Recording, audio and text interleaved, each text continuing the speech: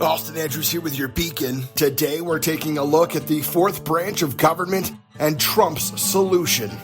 We discussed the unauthorized fourth branch of government with the bureaucratic branch yesterday, and you're welcome to listen to that on the Beacon podcast to get a background of the history of this branch and how it has grown. Now today we're discussing what President-elect Trump plans on doing about it. Well, some in the government are ready to claim HR issues if any firing or buying out of federal workers takes place. Others are ready to sue for discriminatory layoffs. The reality is that a new president of the country deserves to hire his team to execute his vision.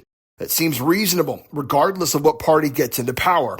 Of course, there are limits to the actions a president can take, but even those powers seem to be wavering. So Congress needs to clean up its act and begin to reassert its powers.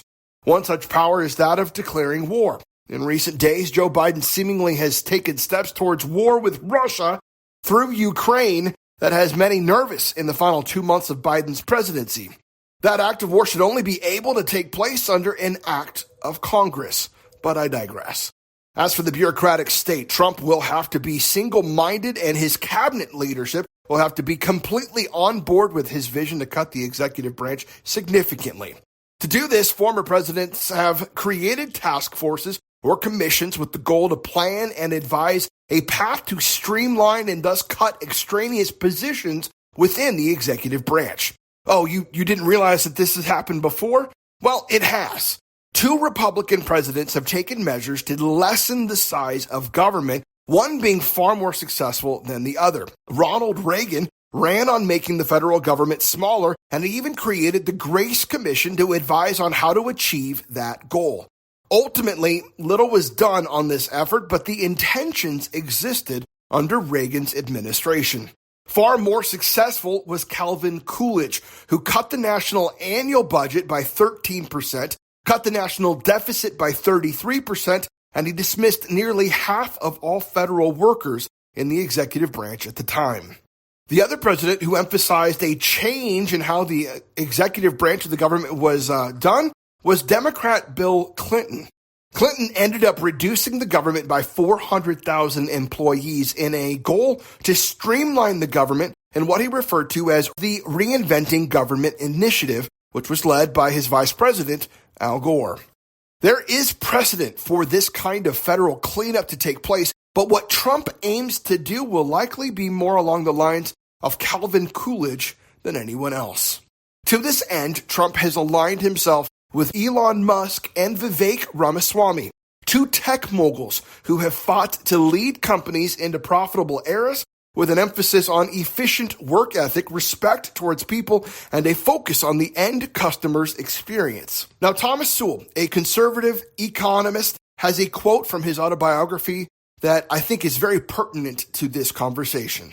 He says, quote, "You will never understand the bureaucracies until you understand that for bureaucrats, procedure is everything and outcomes are nothing," end quote.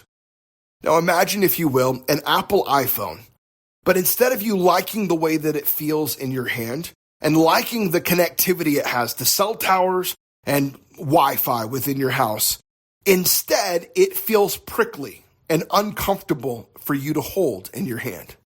And instead, it never gets you service and you can never talk to the people that you want to connect with in your life. Instead of Apple building a phone so that you, the customer, loved it and loved what it did and loved how it felt, instead, Apple built a phone that was easiest for them to build. The government bureaucracy is not thinking about you and I. They're not thinking about the customer. They're not thinking about the citizen.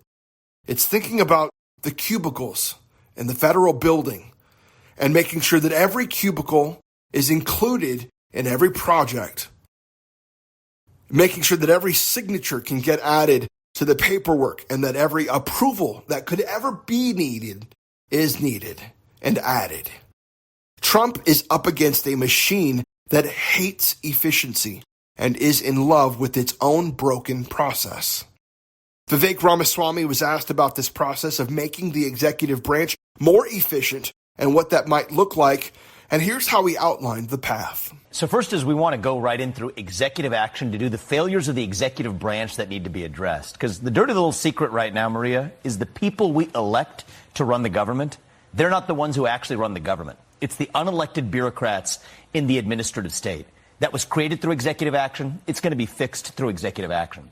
Think about the Supreme Court's environment over the last several years. They've held that many of those regulations are unconstitutional at a large scale.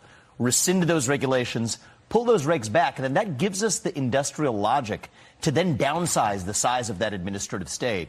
And the beauty of all of this is that can be achieved just through executive action without Congress.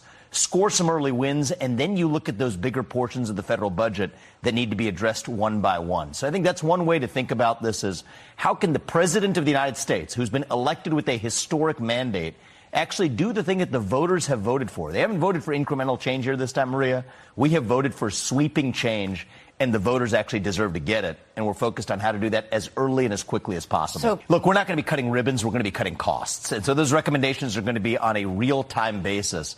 But I do want to take a big step back and understand, for people to understand the scope of this problem. Over $500 billion that's spent every year right now was not even authorized by Congress in the first place. The Pentagon has just failed its seventh consecutive audit, nearly $1 trillion of budget. They can't even tell you where it goes. So I think part of this is exposing for the public the extent of that rot and waste, but then to take steps first through executive action and then laying the groundwork for broader change through legislation as well to rein in that deficit, to rein in that budget. And more crucially, Maria, I know we're talking about this in terms of efficiency, but there's something deeper going on here.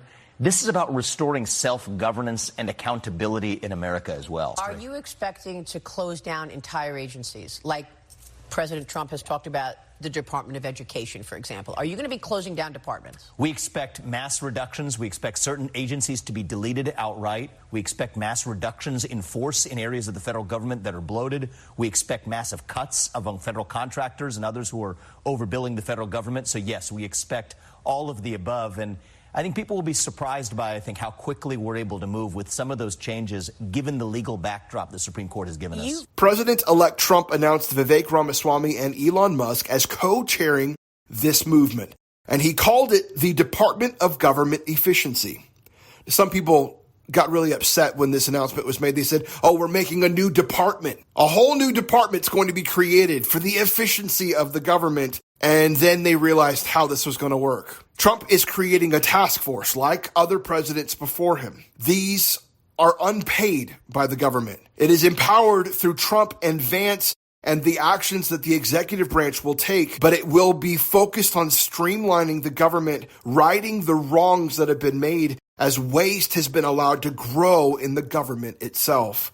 Trump has called for whole departments like the Department of Education to be ended, and for that money to flow directly to states for states to decide what is best for their students.